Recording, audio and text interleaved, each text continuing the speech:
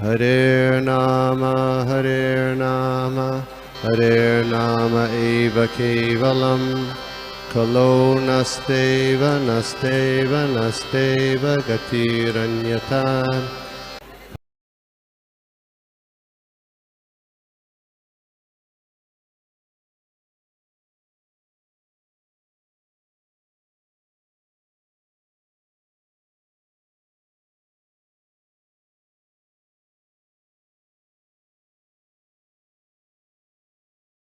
दंडवत प्रणाम, सादर प्रणाम. आज गोपीनाथ प्रभूजींनी मला संधी दिली आहे एक भगवद्गीतेचा वर्स इकडे आपल्या क्लासमध्ये म्हणजे एक्सप्लेन करायची म्हणण्यापेक्षा सादर करायची, जे विचार आहेत ते मांडायची आणि नंतर ॲज युज्युअल आपण डिस्कशन करतो त्याप्रमाणे आपलं डिस्कशन पण होईलच. तर आजचा जो वर्स आहे तो आहे 5वा अध्याय जो आहे कर्मसन्न्यास योग, त्यातला 26वा वर्स आहे. आपण प्रार्थनेने सुरुवात करूया. ओम अज्ञानतिमिरान्धस्य ज्ञानाञ्जनशलाकया चक्षुरुन्मिलितं येन तस्मै श्रीगुरवे नमः. श्रीचैतन्यमनोभीष्टं स्थापितं येन भूतले स्वयं रूपः कदा मह्यं ददाति स्वपदान्तिकं. वन्देऽहं श्रीगुरो श्रीयुतापदकमलं श्रीगुरून् वैष्णवांश्च. श्रीरूपं साग्रजातं सहगणरघुनाथान्वितं तं सजीवं साद्वैतं सावधूतं परिजनसहितं कृष्णचैतन्यदेवं श्रीराधा कृष्णपादान् सहगणललिता श्रीविशाखान्वितांश्च. हे कृष्ण करुणा सिंधो दीनबंधो जगत्पते गोपेश गोपिका कांत राधाकांत नमोस्तुते. तप्त कांचन गौरांगी राधे वृंदावनेश्वरी वृषभानुसुते देवी प्रणमामि हरिप्रिये. वाञ्छाकल्पतरुभ्यश्च कृपा सिन्धुभ्य एव च पतितानां पावनेभ्यो वैष्णवेभ्यो नमो नमः.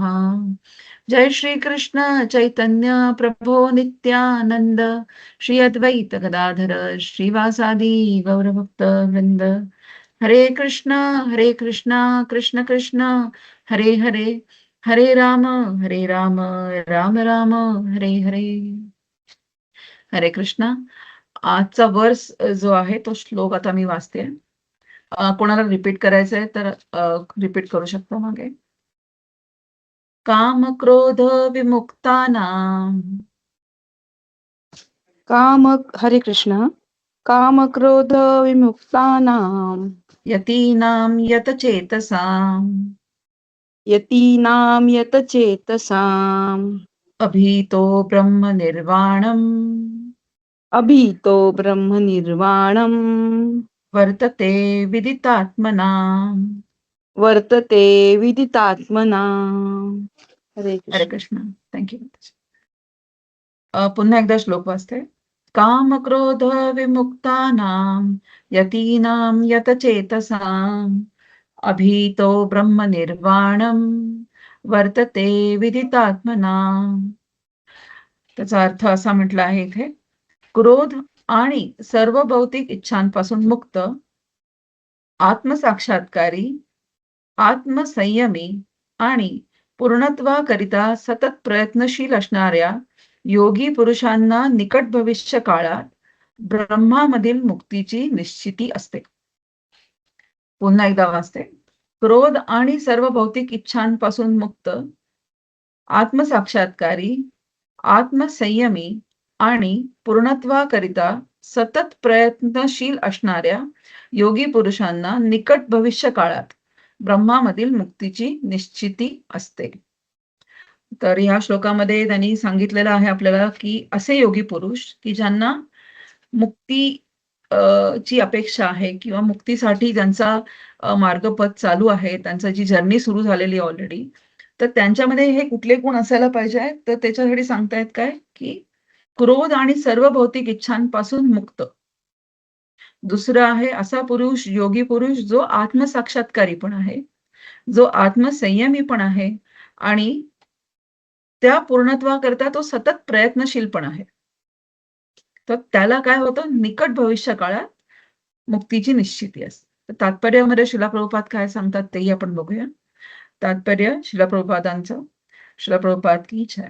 मोक्षासाठी निरंतर प्रयत्न करणाऱ्या संतजनांमध्ये जो कृष्ण भावनाभावित मनुष्य असतो तो सर्वोत्तम असतो. या वस्तुस्थितीची पुष्टी श्रीमद भागवतात पुढील प्रमाणे करण्यात आली आहे. तर यामध्ये एक चौथा श्रीमद भागवतमचा 4th कॅन्टोचा 22nd चॅप्टरचा 39 वर्स दिलेला आहे. त्याचा अर्थ वाचते मी. भक्तिमय सेवेद्वारे पुरुषोत्तम भगवान श्री वासुदेव यांची भक्ती करण्याचा प्रयत्न कर. सकाम कर्माच्या तीव्र आणि सखोल इच्छांचे समूळ उच्चाटन केलेले भक्त भगवत चरणांची सेवा करण्याच्या दिव्य आनंदात युक्त झालेले असतात. त्यांनी जितक्या प्रभावीपणे इंद्रिय वेग नियंत्रित केलेले असतात तितक्या प्रभावीपणे इंद्रिय वेग नियंत्रित करण्याचे सामर्थ्य मोठ्या मोठ्या ऋषींमध्येही नसते. बद्ध जीवांमध्ये कर्मफळांचा उपभोग घेण्याची इच्छा इतक्या खोलवर मूळ धरून असते की मोठ्या मोठ्या ऋषींना महत् प्रयास करूनही अशा इच्छा नियंत्रित करणे अत्यंत कठीण असते. तर आता परपट आपण थोडा थोडा करत बघूया त्यांनी काय तात्पर्यामध्ये सांगितलंय. तर हा श्लोक बघायला गेलं तर खूपच असा प्रेरणादायक श्लोक आहे की ज्याच्यामध्ये भगवंत असे गुण सांगता आहेत योगी पुरुषाचे की असे गुण असल्यास आपण भगवत प्राप्ती करू शकतो. तर ज्यांना सुनिश्चित मुक्ती हवी आहे त्यांच्यात काय गुण असावेत हे भगवंत इथे आपल्याला सांगतात आणि त्यांनी एकदम क्लिअरली स्पष्टपणे सांगितलेलं आहे. म्हणूनच हा खूप प्रेरणादायक श्लोक असा म्हटला आहे की ज्यांना केव्हा आयुष्यामध्ये या जर्नीमध्ये अशी इच्छा उत्पन्न होईल की मुक्ती मलाही सुनिश्चित करायची ह्या पाथवर चालत असताना तर त्यांनी डेफिनेटली हे गुण जे आहेत तिथे सांगण्यात आलेले आहेत ते आपल्यामध्ये अर्जित करावेत. तर भगवंत इथे काय सांगतात की जो योगी पुरुष आहे जो आत्मसंयमी आहे तर काम आणि क्रोध यापासून जो मुक्त आहे आणि जो आत्मसाक्षात्कारी आहे असे त्याचे गुण इथे सांगण्यात आले आहेत. तर आता बघूया आपण आत्मसाक्षात्कारी म्हणजे काय. तर आत्मसाक्षात्कारी म्हणजे ज्याला शरीर आणि आत्मा यातला फरक माहिती आहे की ज्याला माहिती आहे की I am not this body, I am this, मी कोण आहे तर मी एक आत्मा आहे. ज्याला हे माहिती आहे आणि ज्याला माहिती आहे की सगळ्यात महत्वाचं माहिती आहे की मी भगवंताचा दास आहे है ना. जिव्हेर स्वरूप होय कृष्णेर नित्यदास, म्हणजे जीवाचे एखाद स्वरूप आहे कृष्णाचा भगवंतांचा दास होणं. म्हणून हा एक दास आहे. दास जे माझं आहे ते माझं निरंतर स्वरूप आहे. काही वेळापुरता किंवा जेव्हा मी सत्वगुणात असतो तेवढ्या वेळापुरतं नाही, तर निरंतर माझं स्वरूप काय आहे तर भगवंतांचा दास असणं. आणि जो या संसिद्धीसाठी अखंड प्रयत्नशील असतो म्हणजे काही काळापुरतं न राहता तो अखंड निरंतर त्याच्यासाठी प्रयत्न करत असतो त्याला आत्मसाक्षात्कारी असं म्हटलं. तर भगवंतांची प्राप्ती जी आहे ती अशा व्यक्तीला होणार की जो निरंतर प्रयत्नरत आहे. भगवंत काय सांगतात की सततम चिंतयंतो माम, म्हणजे जो माझं ये जन परी उपासते, म्हणजे जो माझं सतत चिंतन करेल. सतत निरंतर ह्या शब्दाला खूप अंडरलाईन आहे की बोल्ड मध्ये आहे हा सतत किंवा निरंतर. त्यामुळे जो भगवंतांची प्राप्ती ज्याला करायची आहे त्याने काय केलं पाहिजे की सतत भगवंतांचं चिंतन करत राहायला पाहिजे. आणि भगवंतही आपल्याला हे सांगतायत की जो निरंतर माझं चिंतन करेल त्याला माझं प्रेम प्राप्त होतं. भगवत चरणाची प्राप्ती अशाच योगी पुरुषाला होते की जो निरंतर या संसिद्धी म्हणजे मोक्ष प्राप्तीच्या मार्गामध्ये अखंड जो प्रयत्नशील आहे.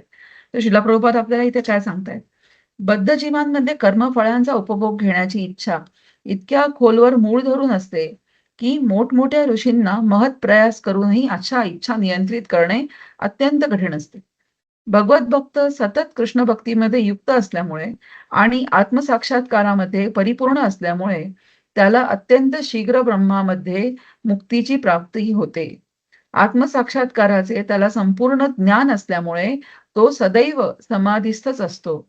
यासाठी योग्य उदाहरण द्यावयाचे झाल्यास दर्शनदान संस्पृशैः मत्स्यकूर्म विहंगमः स्वान्यपत्यानि पुष्णान्ति तथाहम अपि पद्मज, म्हणजे अजून एक इथे श्लोक प्रभुपाद पर्पटमध्ये सांगता आहेत.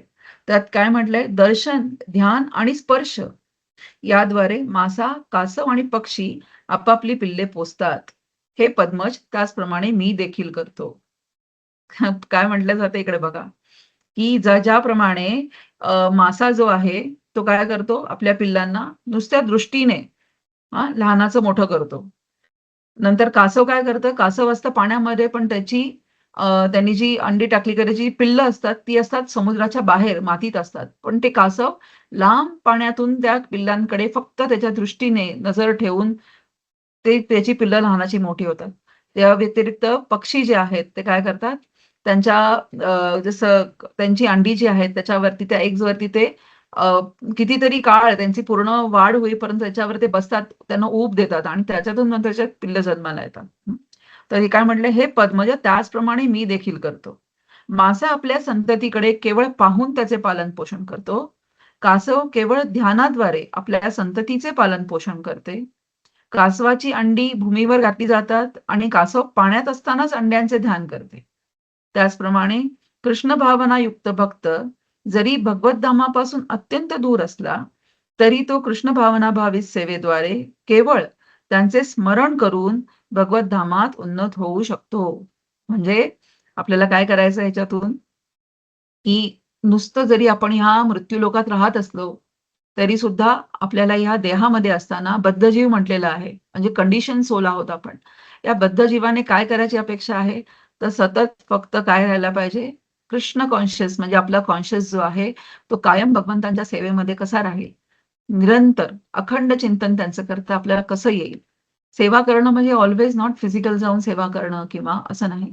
सेवा करणं म्हणजे तुम्ही मनसा वाचा आपण ज्याला म्हणतो, त्या पद्धतीने आपण जेव्हा या सेवेमध्ये निरंतर रत असतो त्याच्याबद्दल इथे म्हटलं जात आहे. आणि असं कोण असतं, तर कृष्ण भावना भावित जो भक्त आहे तो सतत याद्वारे त्या कृष्ण चिंतनामध्ये, भगवंतांच्या चिंतनामध्ये अखंड असतो. कारण श्रील प्रभुपादांनी हे जे बनवलंच असं आहे, की ज्याप्रमाणे तुम्ही तुमच्या अगदी सकाळपासून ते रात्री झोपेपर्यंत सतत तुम्ही कुठल्या ना कुठल्या मार्गाने कृष्ण भगवंतांचं चिंतन करत राहता. फॉर एक्झाम्पल, जसं आपण बघितलं तर सकाळी उठल्यावरती प्रत्येक देवळामध्ये मंगल आरती होते. भक्त त्या मंगल आरती अटेंड करतात. जे जाऊ नाही शकत ते आपल्या घरामध्येच आपल्या डेटीजची मंगल आरती करतात. नंतर ते भगवंतांचं नामस्मरण करतात. त्याच्यानंतर जे काही आपण जसं सकाळी 8:30 8:30च्या आपण भगवद्गीता भागवतमच्या क्लाससाठी भेटतो. मग तिथे श्रीमद भागवतमची चर्चा होते.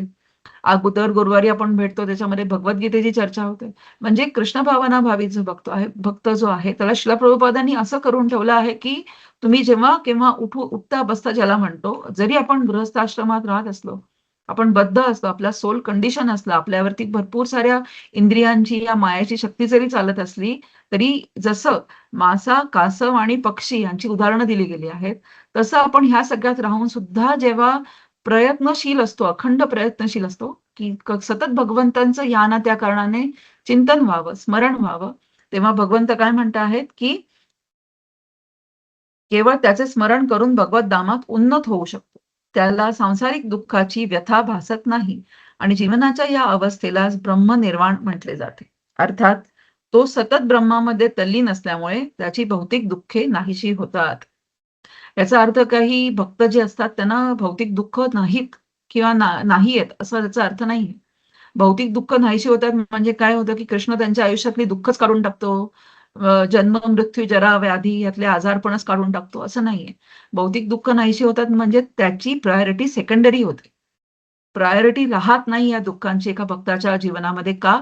कारण त्याला त्याच्यापेक्षा जास्त हायर टेस्ट मिळालेली आहे. ती कसली?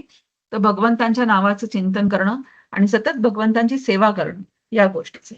तर आपल्याला इथे आपण बघितलं तर भगवंत एका प्रकारे आपल्याला कोचिंग देत आहेत.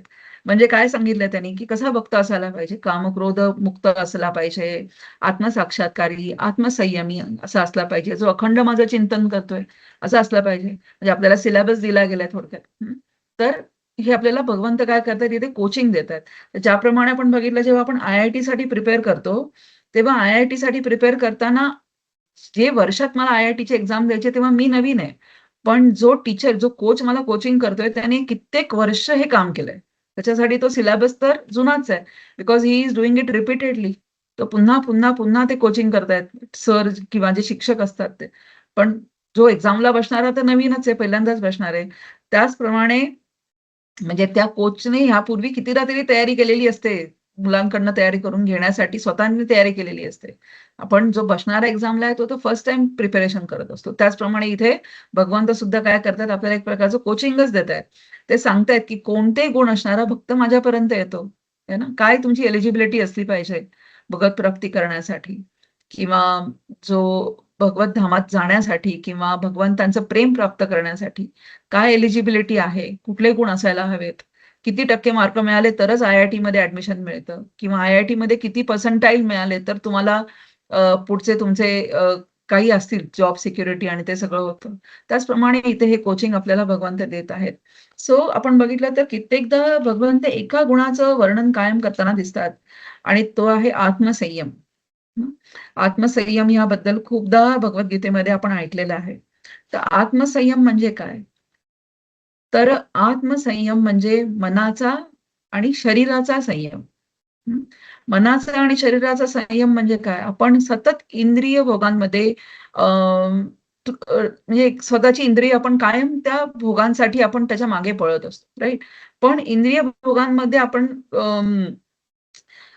काय म्हणतात त्याला, त्याच्यात आपल्या इंद्रियांना लावून भोगांसाठी भगवंतांना प्राप्त करणं कठीण आहे. हे तर आत्तापर्यंत आपण 5वा अध्याय, आता ऑलमोस्ट 3च श्लोक राहिले आपले. 5वा अध्याय आपला संपेल, आता 6वा अध्याय प्रभूजी सुरू करतील.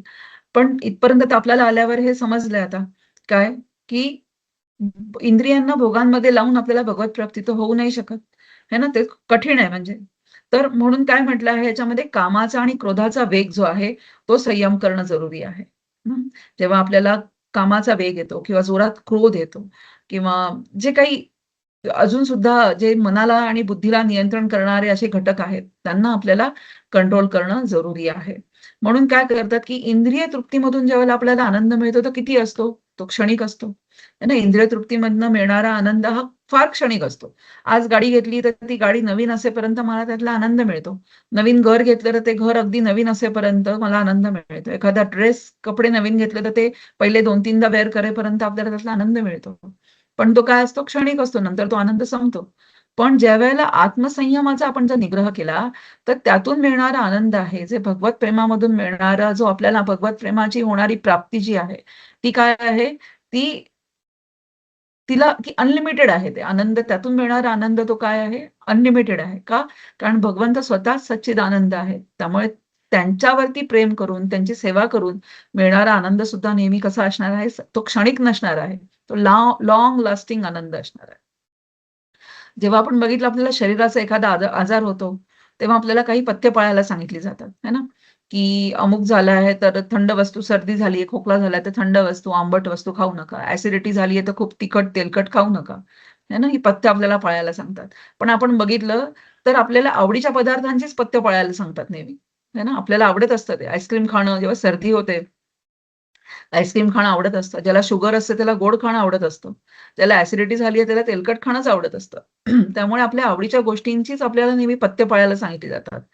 पण आपण काय असतं, त्याचप्रमाणे आपल्यामध्ये जी अविद्या आहे शास्त्रांची, भगवंताच्या बाबतीत, त्यांच्या बाबतीतले जे निर्णय आहेत, जे गुण त्यांचे सांगितले आहेत, जी भगवंतांची अपेक्षा आहे, भक्त कसा असावा, याबद्दल जी आपल्याला अविद्या आहे, अज्ञान आहे, त्यामुळे आपल्याला अशाच गोष्टी आवडतात जे त्याच्या विरुद्ध आहेत. भगवंत प्राप्ती, भगवान प्राप्ती करण्याच्या ज्या विरुद्ध दिशेला जाणाऱ्याच गोष्टी आपल्याला आवडत असतात. फॉर एक्झाम्पल काम, क्रोध, इंद्रिय तृप्ती, आपले कितीतरी मटेरियल डिझायर्स आहेत त्याच्यामागे. ह्या सगळ्याच गोष्टी आपल्याला आवडत असतात. पण ज्यावेळेला आत्मसंयमी व्हायचंय आपल्याला, आत्मसाक्षात्कारी व्हायचंय, त्यावेळेला ह्या गोष्टींची पथ्य पाळणं गरजेचं आहे. हं. आणि त्या गोष्टींची पथ्य जर पाळली तरच आपल्याला अ, जो आपला गोल आहे भगवद्गीतेमध्ये सांगताना जे कोचिंग आपल्याला इन शॉर्ट भगवंत इथे करतायत, की हे गुण आपल्यामध्ये कसे यावे, हे त्या पथ्याने आपल्यापर्यंत येऊ शकतात. तर नुसतं आता आपण म्हटलं शरीराचा आणि मनाचा संयम, याबरोबर वाणीचा संयम पण तेवढाच महत्वाचा आहे.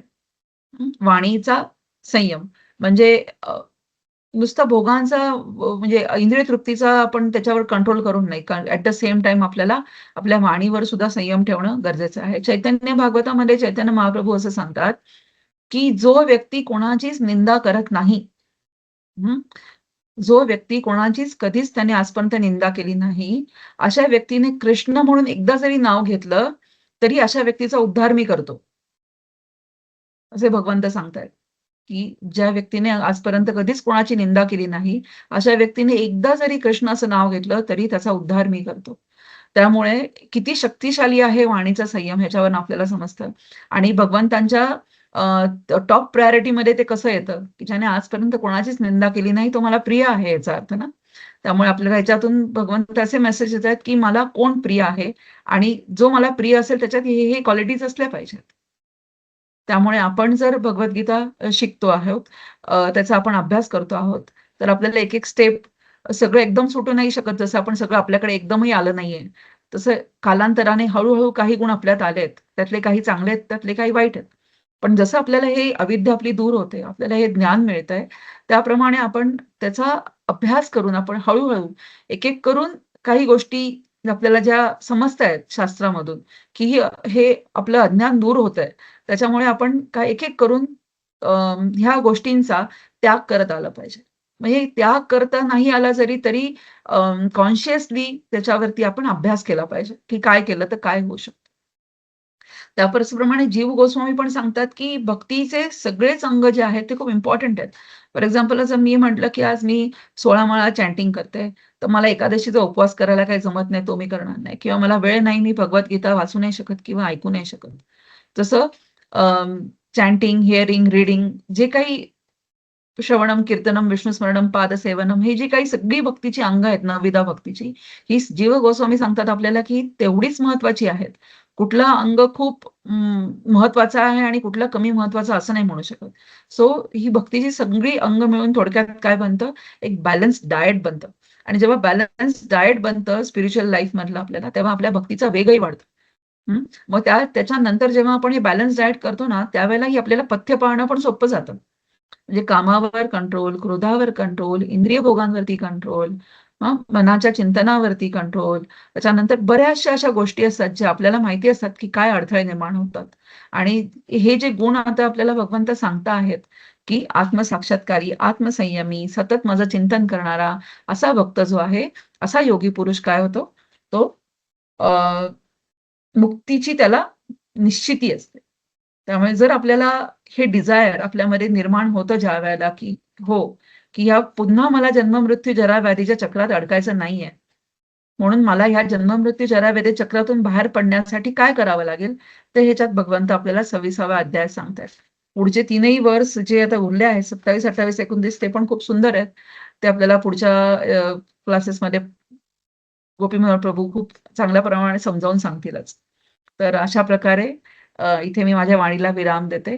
सगळ्यांच्या चरणी दंडवत प्रणाम करून श्रीमद भगवद्गीता की जय आणि सगळ्यांच्या चरणाशी प्रणाम.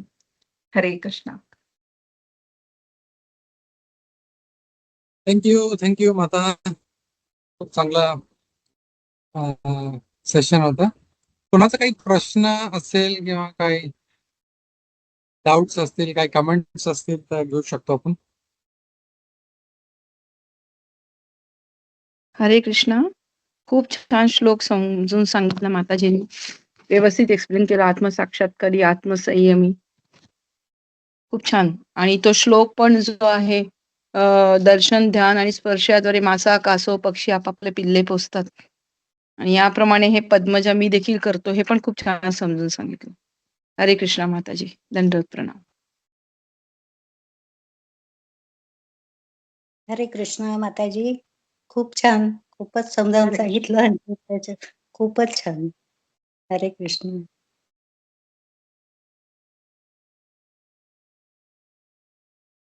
हरे कृष्णा. मला फक्त याच्यामध्ये एक सांगायचं होतं की जसं मेडिटेशन किती पॉवरफुल आहे आणि किती प्राण्यांसाठी किती सोपं आहे.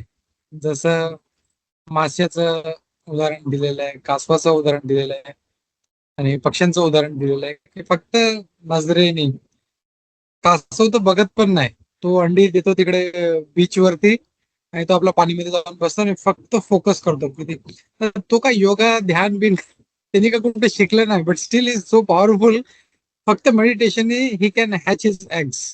किती पॉवरफुल आहे.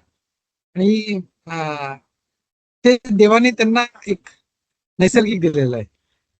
सो आपण पण जर असं ध्यान लावलं, आपण स्पेशली योगा वगैरे का करावं लागतं, कारण आपलं माइंड खूप डिस्टर्ब आहे त्यांच्यासाठी. म्हणजे असं म्हणजे जर पाहिलं माश्याला किंवा कासवाला, त्याला असं काही टेन्शन नाहीये, त्याला his mind is not disturb, म्हणून he can do very focused meditation. But मनुष्य हा प्राणी असा आहे, त्याला हाव पण एवढी आहे, तो एवढा लोभी आहे की एक असेल तर 4 पाहिजे, 4 असेल तर 10 पाहिजे. So that's why is always disturb, आणि म्हणून त्याला हे माइंड फोकस करण्यासाठी काही वस्तू कराव्या लागतात. सो जस्ट एक आश्चर्य वाटतं की प्राण्यांसाठी, माशासाठी, कासवासाठी जस्ट सिंपल, तो कुठे योगा क्लास जॉईन करत नाही त्याच्यासाठी. हरे कृष्णा. येस प्रभूजी, खूपच चांगला पॉइंट तुम्ही ऍड केला की त्यांच्यात ते इनबिल्ट देवाने दिलेली त्यांच्यात ती कला आहे की कसं काय बाय डिफॉल्ट त्यांच्याकडनं ते मेडिटेशन होतं आणि त्यांची पिल्लं तशीच हॅच होतात, मोठी होतात आणि पुन्हा समुद्रातून पाण्यामध्ये मेन स्ट्रीम मध्ये पण येतात आणि ती. थँक्यू प्रभूजी. हरे कृष्णा. Correct correct. ठीक आहे. हरे आणि ते कृष्ण असं माताजी. नाही, बोला बोला. बोला. बोला बोला माताजी, तुम्ही बोला. हरे कृष्ण. मला असं वाटतं की आता हे द्विचर, जलचर, आकाशातले सगळे प्राण्यांचे त्यांनी एक्झाम्पल्स दिसत, आणि तसं कसं परमेश्वराने सगळ्यांसाठी ते करून ठेवलेलंच आहे. सगळ्याच व्यवस्था करून सगळ्यांना बुद्धी आहे. पशु पक्षी का प्राणी कीटक सगळ्यांना आहे. तसं ते लहान मुलांमध्ये, आता माणसांमध्ये कसं ते अट्रॅक्शन असतंच ना, की आपल्याला ही गोष्ट हवी. हे लहानपणापासूनच ते माणसांमध्ये भिनलेलं आहे. मला ही गोष्ट हवी. त्या मुलाकडे आहे, मला हवी. किंवा मोठं जरी झालं तरी त्या बाईकडे आहे, मला हवी. त्या माणसाकडे आहे, मला हवी. शेजारच्याकडे आहे, मला हवी. असं हे अट्रॅक्शन असतंच ना. म्हणजे हे परमेश्वराने माणसांमध्ये निर्माणच केलेलं आहे, असं नाही वाटत? हे अट्रॅक्शन नाहीये, हे लोभ आहे. आपल्याकडे जे आहे त्यात खुश राहायला पाहिजे. आणि जर आपण पाहिलं 100 वर्षापूर्वी, 200 वर्षापूर्वी हे असं नव्हतं. जो गावामध्ये राहतोय, छोट्याशा घरामध्ये राहतोय, ही इज ऑल्सो हॅपी. आणि जो त्या शहरामध्ये राहतोय, बंगल्यामध्ये राहतोय, त्याला आपण असं काय नाही, म्हणजे असं धावपळ, रात्री 12-1 पर्यंत काम करायचंय, मग 1-2 वाजता जेवायचंय, झोपायचं, परत सकाळी उठायचंय. ते डिस्टर्ब नव्हते लोक एवढे. आता आपले गरजा म्हणण्यापेक्षा आपला लोभ एवढा वाढलेला आहे. ज्याच्याकडे मारुती आहे त्याला मोठी 4 व्हीलर पाहिजे, आणि ज्याच्याकडे 4 व्हीलर आहे त्याला मर्सिडीज पाहिजे, त्याच्याकडे मर्सिडीज आहे त्याला अजून एकदम हाय एंडची कार्स पाहिजे. तर म्हणजे त्याला संतुष्टी नाहीये मनुष्याला. ते कितीही असला, जो आज जर तो मागतोय, किंवा कुठलाही व्यक्ती असू दे किंवा कुठलाही मुलगा असू दे, त्याला समजा बॉल पाहिजे, तो भेटला की परत दुसऱ्याकडे काय त्याला दिसलं की परत मला ते पण पाहिजे. तर हे जो आहे ना, एक लोभ आहे, तो म्हणजे आई वडिलांचं पण कर्तव्य की लहानपणापासून त्याला ट्रेन केलं पाहिजे तसं, बाबा तू असं नको.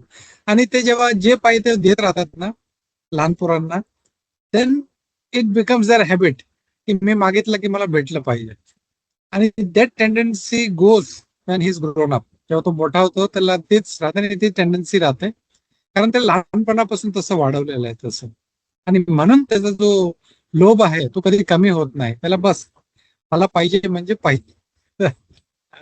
म्हणजे ती अट्रॅक्शन नाही म्हणू शकत. अट्रॅक्शन एक छोटीशी गोष्ट. चला आपण बागेमध्ये गेलो, कुठलं फुल आवडला, हा किती मस्त आहे, किंवा नेचरमध्ये गेलो, कुठलं बीचवर गेलो, सूर्योदय पाहायला, दॅट इज अट्रॅक्शन. पण हे माझ्याकडे 1 करोड आहे बँकेमध्ये, पण मला त्याच्याकडे माझी मोठी गाडी आहे, बंगला आहे, त्याच्याकडे मला अजून 10 करोड पाहिजे.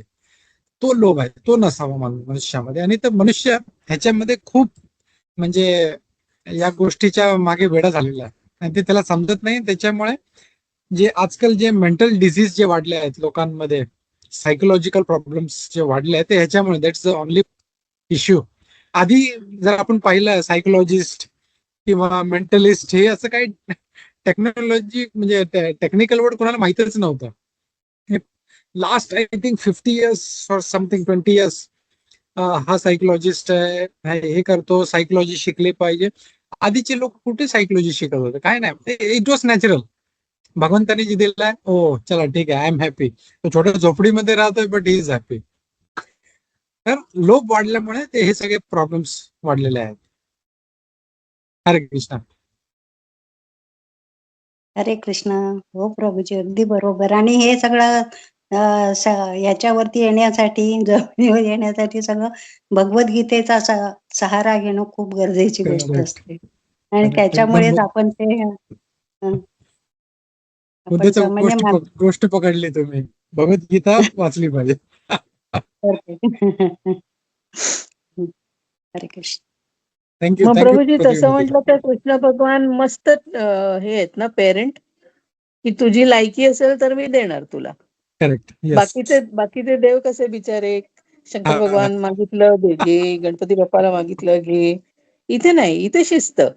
तुझी लायकी आहे तर तुला भेटणार. Otherwise correct. नाही मिळणार. आणि So he is setting an example of being a good parent. I would like to add ह्याच्यामध्ये माताजी की फक्त शिस्त नाही, पण he is a most loving parent. आता कसं, Yes, yes. कारण आता जर पाहिलं तर आपला समजे चुलते आहेत किंवा काय आहे, मी रडायला लागलो मला हे पाहिजे, तर माझे वडील कदाचित देणार नाही, ते थोबाडीत एक लावतील मला, गप बस.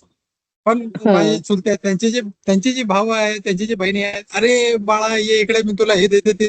कारण दे डोंट नो की याची गरज काय आहे. जसं इफ ही सिक, वडिलांना माहिती आहे तर देणार नाही. मला आईस्क्रीम खायची आहे तर Yes. वडील एक धपाटा पण खाय, गप बस. म्हणजे हा. चुलते they don't know what is his Yes, yes. Requirement. आणि म्हणून Yes. भगवान कृष्ण तसे आहेत. आता शिवजींचं बघितलं Yes. ना, जे येतं जे देऊन टाका. आता भस्मासूर आता पाहिलं तर किती हा. मोठं वरदान भेटलं, पण तो त्यांच्याच मागे लागला. सो हे दे डोंट क्लासिफाय. पण भगवान Krishna Correct. Is a perfect Yes. Parent, is a perfect father. Yes. म्हणजे लायकी त्याला Yes. माहिती आहे की हे दिलं तर हा स्वतःचा नाश हा. करणार आहे. So it doesn't give. खूप चांगला So पॉइंट true. आहे माता. So true. आणि भगवंतांनी हे लायकीचे क्रायटेरिया पण जेवढे सिंपल आहेत तेवढेच अजून त्यांनी कॉम्प्लिकेटेड पण करून ठेवलेत.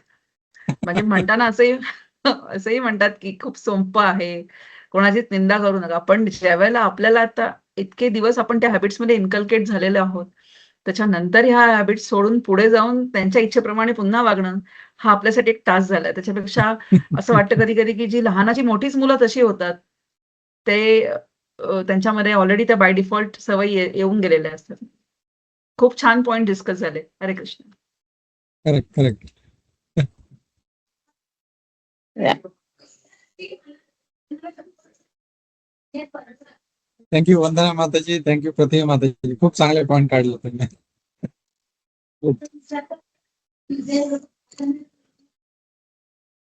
ठीक आहे, मग अजून काही नसेल तर आपण थांबूया. Okay. पुढच्या आठवड्यात बघूया. भगवद्गीता यथारूप की जय. श्रील प्रभुपाद की जय. सर्व प्रसिद्ध भक्तवृंद की जय. हरे कृष्णा. थँक्यू हेमांगिनी माताजी. सर्वप्रथम तुम्हाला